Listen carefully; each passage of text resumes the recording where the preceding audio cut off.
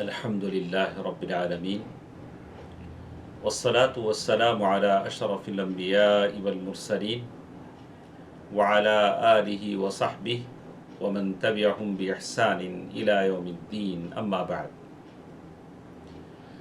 محترم حضرات و خواتین، امام نووی رحمہ اللہ کی یہ کتاب جو احادیث کا مجموعہ ہے، اس کو ہم پڑھ رہے ہیں۔ اللہ تعالیٰ کا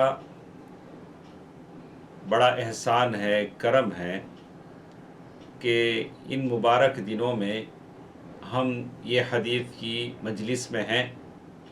آج ہمارے ساتھ حدیث نمبر 18 ہے، جس میں تقوی اور اچھے اخلاق کی بات بتائی گئی ہے۔ سب سے پہلے ہم حدیث کو پڑھتے ہیں۔ یہ حدیث ہے عن ابی ذر جندب بن جنادہ الغفاری و ابی عبد الرحمن معاذ بن جبل رضی اللہ عنہما عن رسول اللہ صلی اللہ علیہ وسلم قال اتق اللہ حیثما کنت واتبع السیئة الحسنة تمحها وخالق الناس بخلق حسن، رواہ الترمذی وقال حدیث حسن۔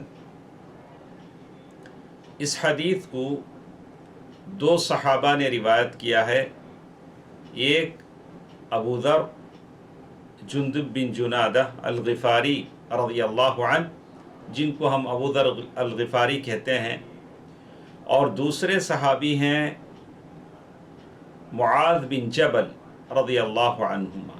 یہ دونوں صحابہ نے اس حدیث کو روایت کیا ہے۔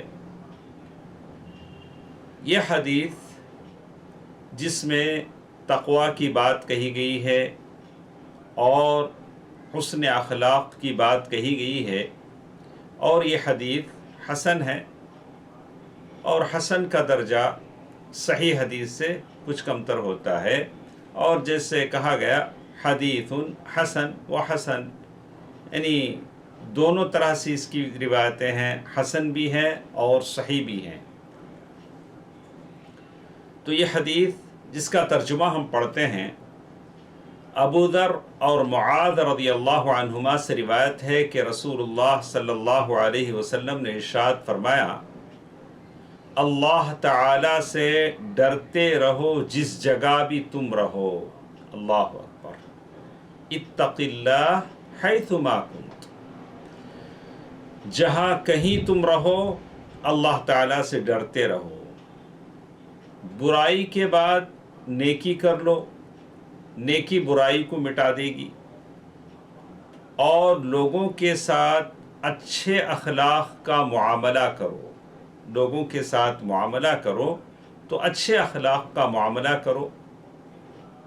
یہ حدیث بہت عظیم ہے، اس لیے عظیم ہے کہ اس حدیث میں حقوق اللہ کو بیان کیا گیا ہے، حقوق العباد کو بیان کیا گیا ہے، تقوی کا حکم دے کر اللہ کے حق کا ذکر کیا گیا ہے۔ خاص کر ان دنوں جو انشاءاللہ ہم لوگ قربانی کی عید منانے والے ہیں، عید الاضحیٰ منانے والے ہیں، اس عید میں ہم دیکھتے ہیں کہ لوگ جانوروں کی قربانی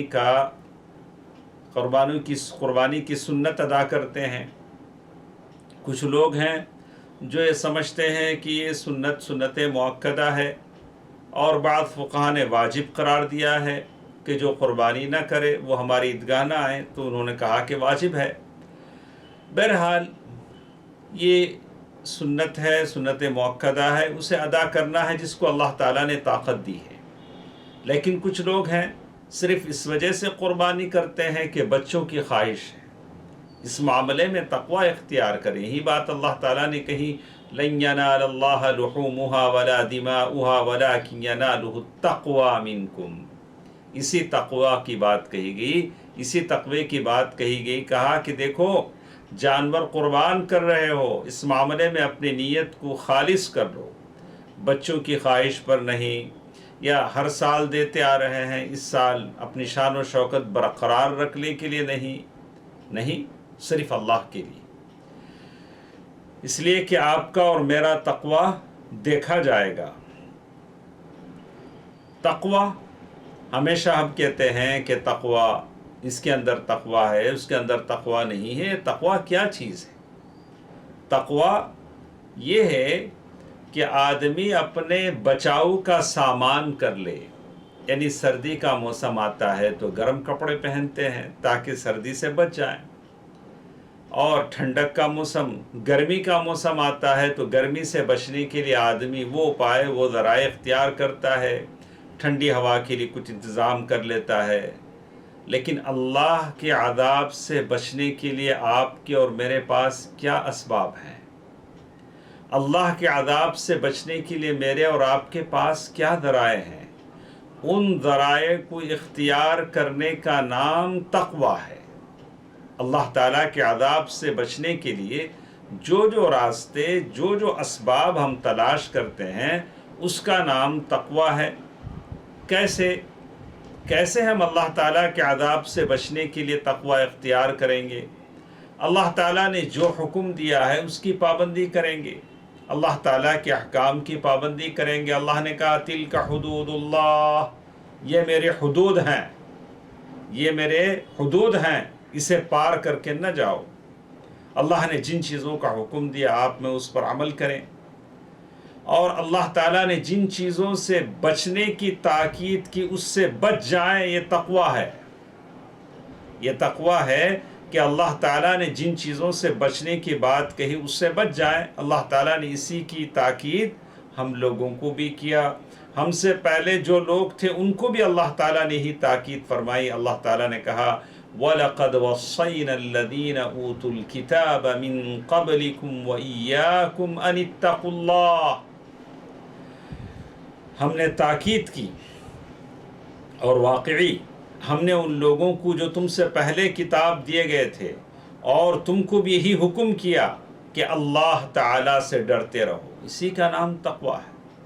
تقوی کوئی چیز نہیں کہ کسی دکان پہ مل جائے، کسی مال میں مل جائے، کسی سڑک کے کنارے مل جائے یا خاندان سے ہم کو مل جائے، نہیں۔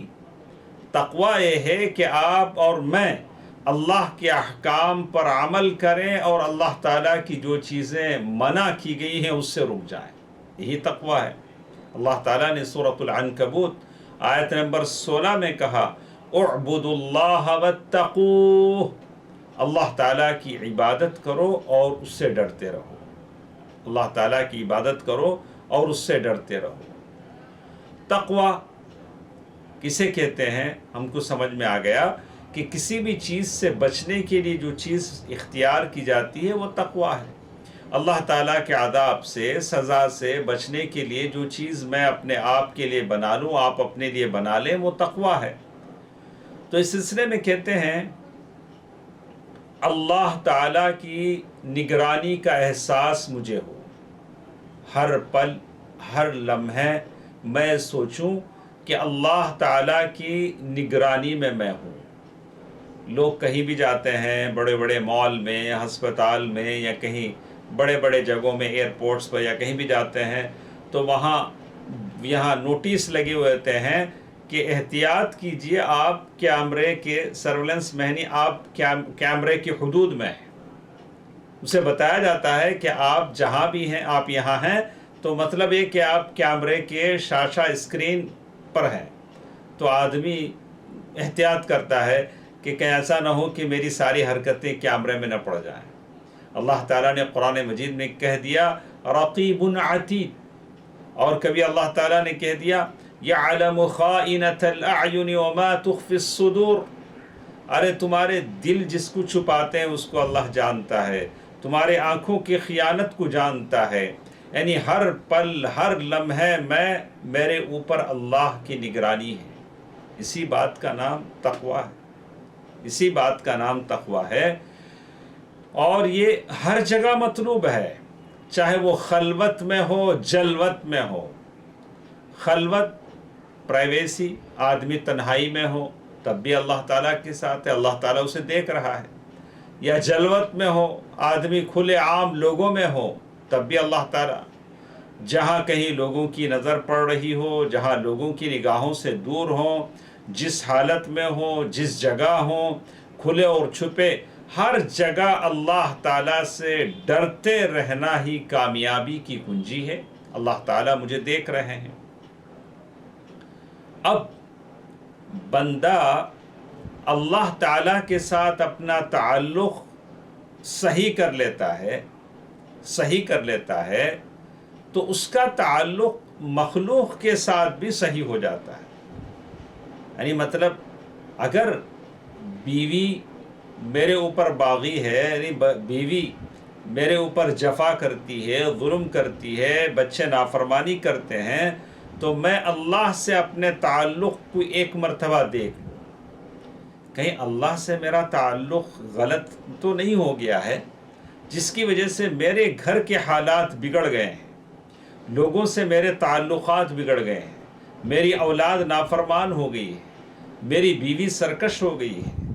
تو یہ تعلقات اس وقت صحیح ہوں گے جب اللہ سے ہمارا تعلق صحیح ہو جائے گا۔ یہ بہت ضروری چیز ہے۔ اللہ تعالیٰ سے ہمیشہ اپنے تعلق کو بنائے رکھیں، یہ تعلقات خود بخود صحیح ہو جائیں گے۔ تو کہتے ہیں اگر کوئی ایسا بھی انسان ہو اللہ تعالیٰ کو ناراض کر کے لوگوں کی مقبولیت حاصل کرنا چاہتا ہو، یہ چیز غلط ہے۔ اللہ تعالیٰ کسی کو اپنا محبوب بنا لیتے ہیں تو کہا اُذِعَتْ لَهُ الْقُبُولُ فِي الْأَرْضِ، زمین میں اللہ تعالیٰ اسے مقبول بنا دیتے ہیں۔ تو آدمی کو دنیا سے بھلے کچھ بھی ہو جائے لیکن اللہ ناراض نہیں ہونا چاہیے، اللہ سے اپنے تعلق کو مضبوط کرنا چاہیے۔ ٹھیک ہے، یہ ایک چیز ہے اللہ تعالیٰ سے اللہ تعالیٰ کا ڈر اور اس کی نگرانی کا احساس اگر میرے دل سے ختم ہو جاتا ہے تو یہ ایک بیماری ہے۔ یعنی اگر میں سوچنے لگتا ہوں کہ میرے دل سے احساس ختم ہو گیا ہے کہ میرے اوپر اللہ نگران ہے، اللہ نے کہا ما تعملون بصیر، اللہ تعالیٰ جو کچھ تم کرتے ہو اللہ تعالیٰ دیکھ رہا ہے۔ اگر وہ احساس میرے دل سے ختم ہو گیا ہے کہ اللہ تعالیٰ مجھے دیکھ رہا ہے، اور پھر اللہ تبارک و تعالیٰ کی نگرانی کا احساس ختم ہو گیا ہے، تو مجھے سمجھنا چاہیے کہ میرے دل کو بیماری لگ گئی ہے۔ یہ بیماری کیا ہے؟ یہ بیماری ہے جسے اللہ تعالیٰ نے قرآن مجید میں کہا یہ نفاق ہے۔ اللہ اکبر، یہ نفاق ہے، یہ نفاق کی بیماری ہے۔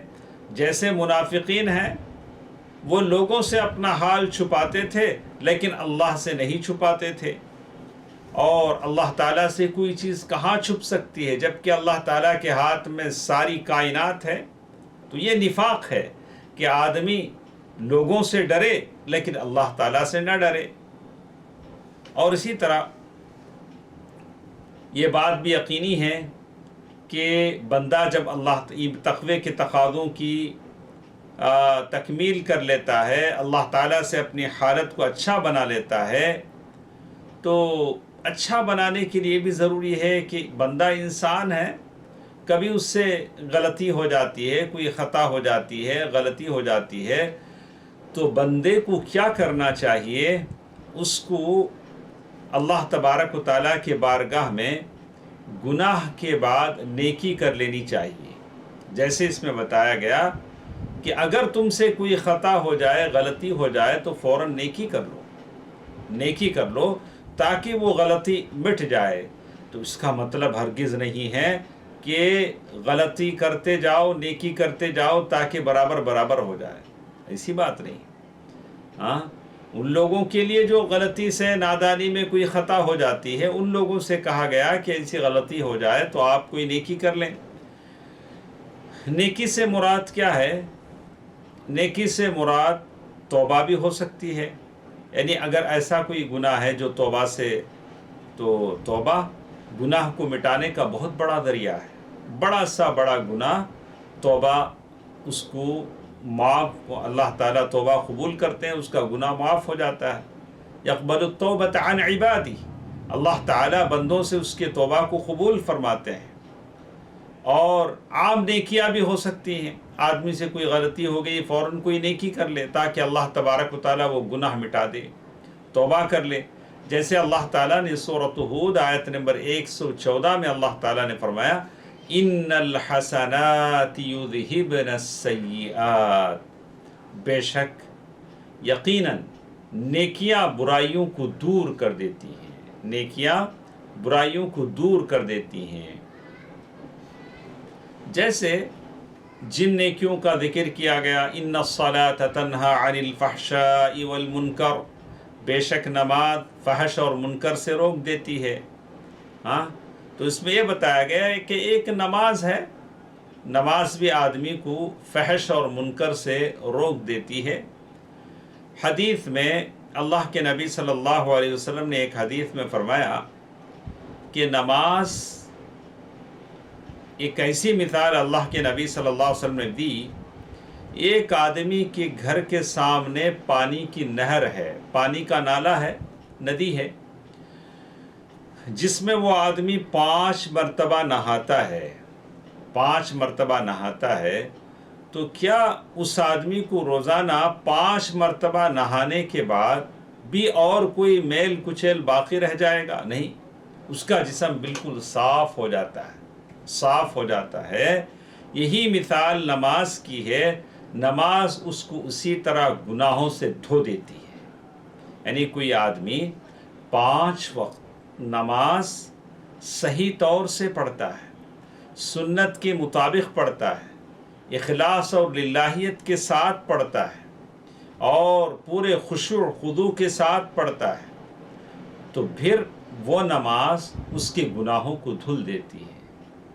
لیکن کبھی ہم سوچتے ہیں کیا بات ہے کہ دنیا میں، ہمارے اس ملک میں اتنی سارے لوگ ہیں جو نماز پڑھتے ہیں۔ جب مسجدیں کھلی تھیں تو ہماری مسجدیں بھر جاتی تھیں، لیکن اتنے سارے لوگ ہیں جن کی دعائیں اللہ تعالیٰ کے بارگاہ میں جاتی ہیں، لیکن کیا وجہ ہے کہ پھر بھی ہمارے دعاؤں میں، ہمارے نمازوں میں وہ مقبولیت نہ رہی، ہمارے دعاؤں میں وہ تاثیر نہ رہی؟ تو میرے سمجھ میں جو بات آئی وہ یہ کہ ہماری نمازیں جو ہوتی ہیں، ہماری صفیں سب سے پہلے درست نہیں ہوتی۔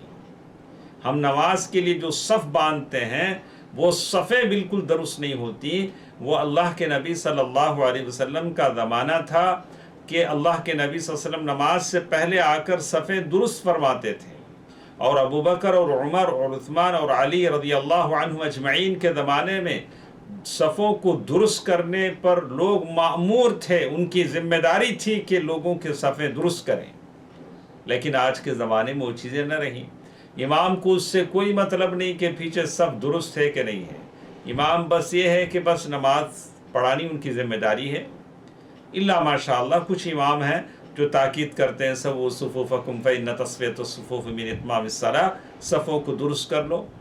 تو ہماری صفیں درست نہ رہیں، نماز کے ارکان اعتدال کے ساتھ نہ رہے، نماز کا اٹھنا بیٹھنا بے اعتدالیاں اس میں ہوئی، اور سجدوں میں سکون نہیں رہا، اور رکوع میں اعتدال نہیں رہا، اور بالکل ہماری نمازیں ایسی رہیں کہ جس میں اب ویسی نماز نہیں رہی جیسے اللہ کے نبی صلی اللہ علیہ وسلم نے پڑھا، تو پھر یہ نمازیں، یہ دعائیں کہاں سے تاثیر رکھتی ہیں؟ ہمیں اپنے اعمال کا ایک مرتبہ جائزہ لینا ہے۔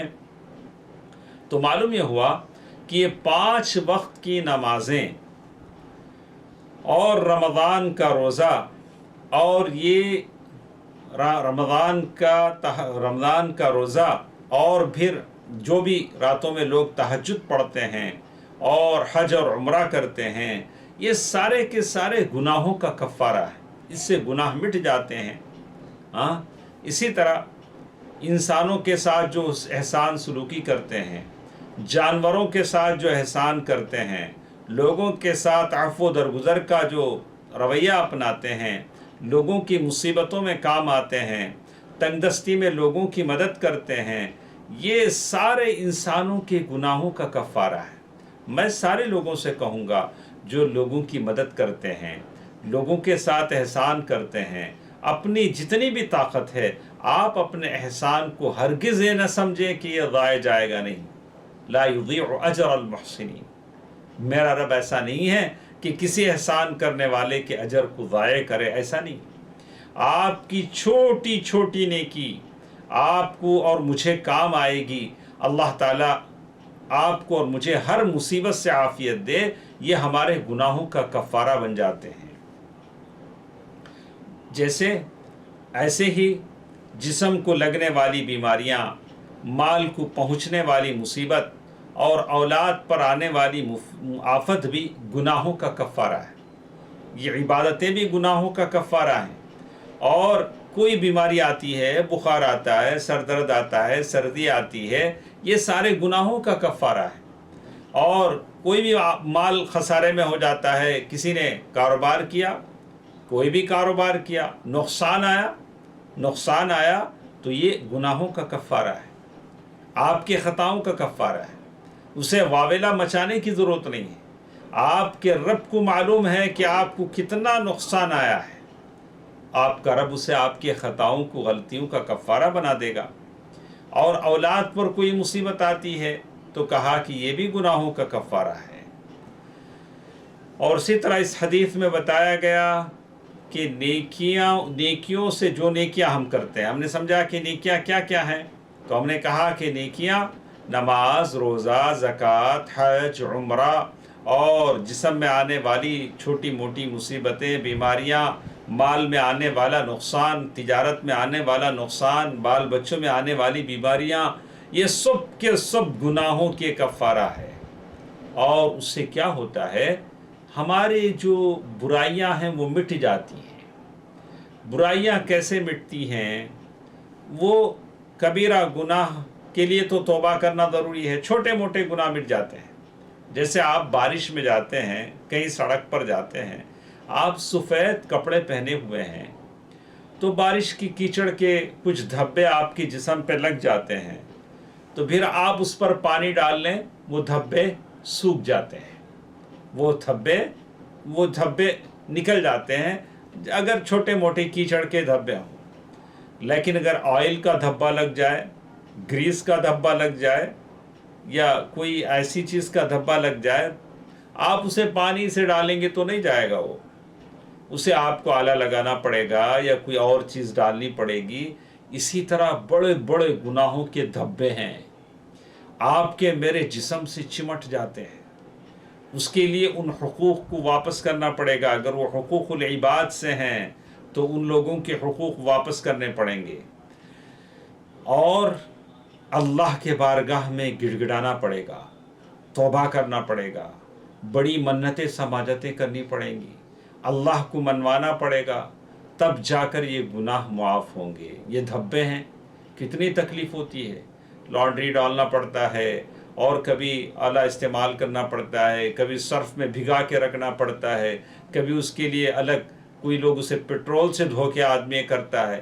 اتنی ساری کوشش کر کے تب جا کر وہ دھبے جاتے ہیں. بالکل ایسے ہی گناہوں کے دھبے ہیں جو آدمی سے چپک جاتے ہیں. یہ اتنی آسانی سے جانے والے نہیں ہیں، اس کے لیے آپ کو مجھے محنتی کرنی پڑے گی. تو اس میں حسن اخلاق کی بھی بات کہی گئی اس حدیث میں، کہ کہا گیا کہ آپ جو اپنے لیے پسند کرتے ہیں وہی دوسروں کے لیے بھی پسند کریں. جیسے اس حدیث میں بتایا گیا وَخَالِقِ النَّاسَ بِخُلُقٍ حَسَنٍ، لوگوں کے ساتھ آپ اچھے اخلاق کا برتاؤ کریں، یعنی دوسروں کے لیے وہی پسند کریں آپ جو اپنے لیے پسند کرتے ہوں. اپنے لیے پسند کرتے ہوں، جیسے ان کے ساتھ سخاوت اور فیاضی کا معاملہ کیا جائے، اور لوگوں سے جو مصیبتیں آپ کو پہنچتی ہیں اس پر صبر کیا جائے، کسی کو اذیت نہ پہنچائی جائے. اور کوئی آپ کی ملاقات کرنے کے لیے آتا ہے تو آپ خوش، یعنی اچھے چہرے سے اس کا سامنا کریں. کوئی آپ سے ملنے کے لیے آتا ہے تو آپ کے چہرے پر مسکراہٹ ہو، بوجہ طلق، یعنی خوش کن چہرے کے ساتھ اس کا مواجہہ کریں. بالکل سکھڑی صورت ہے، عجیب صورت پہ ایک طرح کی عجیب خوفناک شکل بنی ہوئی ہے، ایسے نہیں. کوئی مومن آتا ہے تو خوشکن چہرے کے ساتھ اس کا مواجہہ کریں، مقابلہ کریں.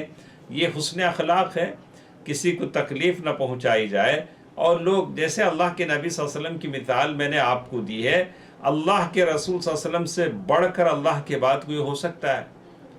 آپ کے چہرے پر کپڑا ہے، گاؤں والا کوئی آتا ہے، کوئی صحابی بدو صحابی آتے ہیں، کپڑا پکڑ کر گھسیٹتے ہیں کہ کپڑے کا نشان گردن پر پڑ جاتا ہے، لیکن نبی رحمت ہے، پیچھے مڑ کر ہنستے ہوئے چہرے سے دیکھتے ہیں، کہتے ہیں بیچارے نادان ہیں، سمجھتے نہیں.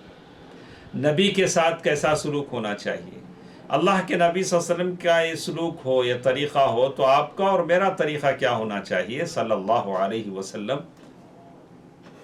اسی لیے کہتے ہیں کہ اس حدیث کا سارا خلاصہ ایک بات میں آپ اور ہم سمجھ سکتے ہیں کہ جنت میں سب سے زیادہ لوگ دو چیزوں کی وجہ سے جاتے ہیں.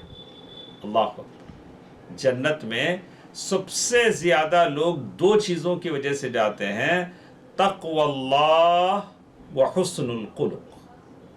ایک اللہ کا ڈر، تقوی کسے کہتے ہیں ہم نے آپ کو بول دیا ہے، یعنی اللہ تعالیٰ کی منع کردہ چیزوں سے رکنا، اللہ تعالیٰ نے جن چیزوں کو کرنے کا حکم دیا ہے اس کو کرنا، اللہ تعالیٰ کی نگرانی اور اللہ تعالیٰ مجھے دیکھ رہے ہیں، اس بات کا احساس ہر پل ہر جگہ آپ کے دل میں، میرے دل میں رہنا کہ ہر جگہ اللہ تعالیٰ مجھے اور آپ کو دیکھ رہے ہیں. یہ تقوی ہے. جنت میں سب سے زیادہ لوگ جاتے ہیں صرف ان دو چیزوں کی وجہ سے: ایک تقوی و حسن الخلق، اور اچھے اخلاق. اچھے اخلاق کیا ہم نے کہا کہ لوگوں کے ساتھ ویسے معاملہ کرو جیسے آپ چاہتے ہیں کہ لوگ تمہارے ساتھ ویسے معاملہ کریں. ان کی ادار آسانی پر صبر کرو، ان کی مدد کرو، اور کہا کہ ان سے کوئی تکلیف پہنچتی ہے تو اچھے سے اس کا کرو، اچھا سا اس کا جواب دو. اور کوئی مومن آپ کے سامنے آ جائے تو خوشکن چہرے کے ساتھ، اچھے چہرے کے ساتھ اس کا مقابلہ اس کا سامنا کرو. اچھے اخلاق قیامت کے دن ترازو میں جب تولے جائیں گے سب سے زیادہ وزنی ہوں گے، اور اچھے اخلاق والا اللہ کے نبی صلی اللہ علیہ وسلم کو سب سے زیادہ محبوب ہوگا. اللہ اکبر.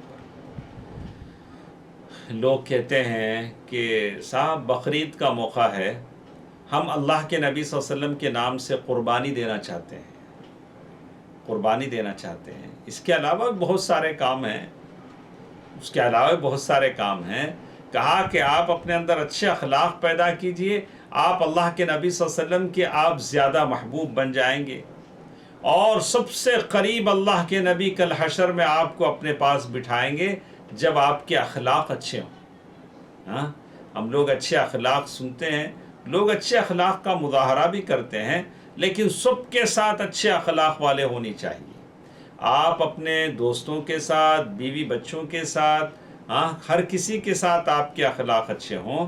اسی لیے کہتے ہیں جو شخص سب سے زیادہ اچھے اخلاق کا مالک ہوگا وہ سب سے زیادہ کامل ایمان والا ہوگا. اللہ اکبر.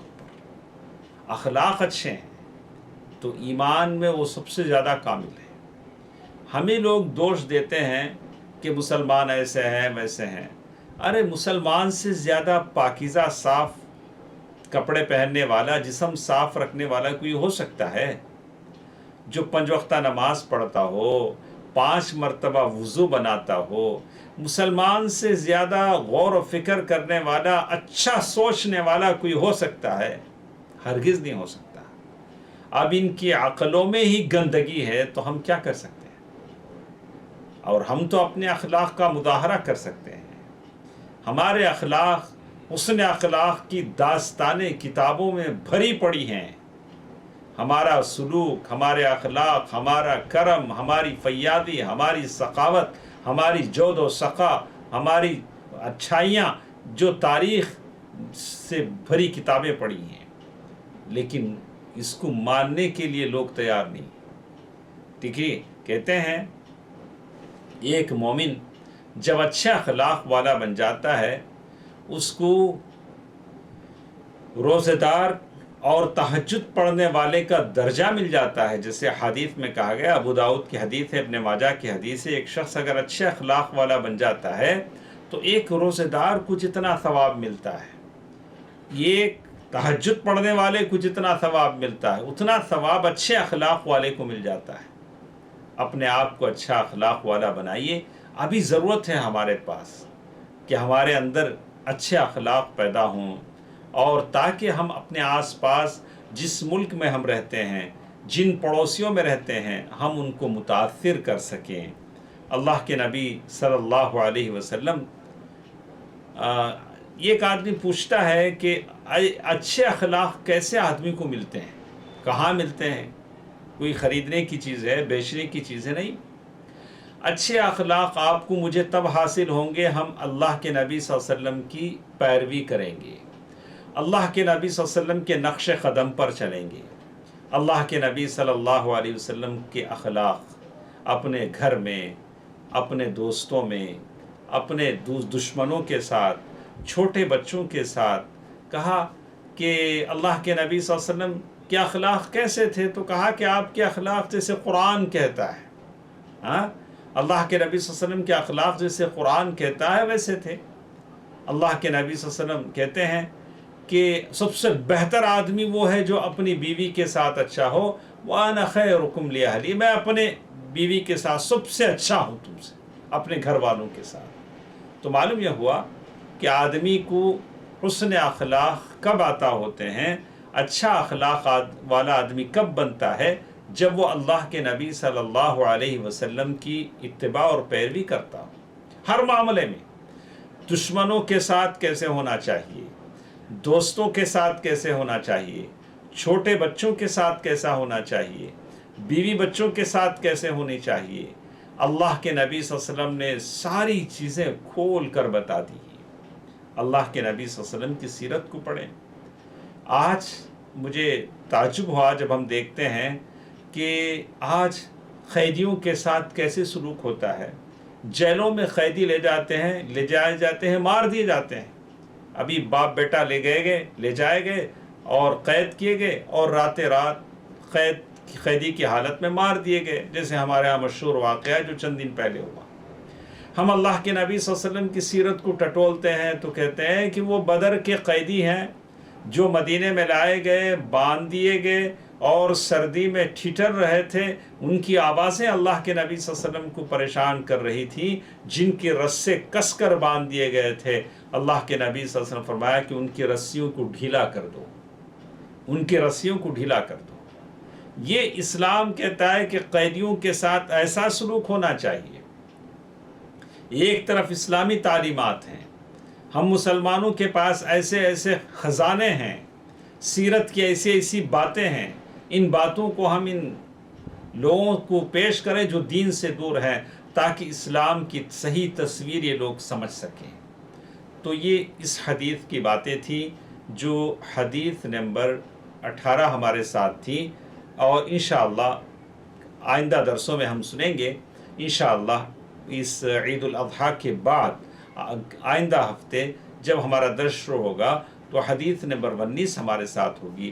اللہ تعالیٰ سے دعا ہے ساری حدیث کا خلاصہ پھر ایک بار میں بتا دوں. اس حدیث میں جو 3 باتیں بتائی گئیں وہ یہ کہ آپ کا تعلق اللہ کے ساتھ کیسے ہو تقوی کی بنیاد پر.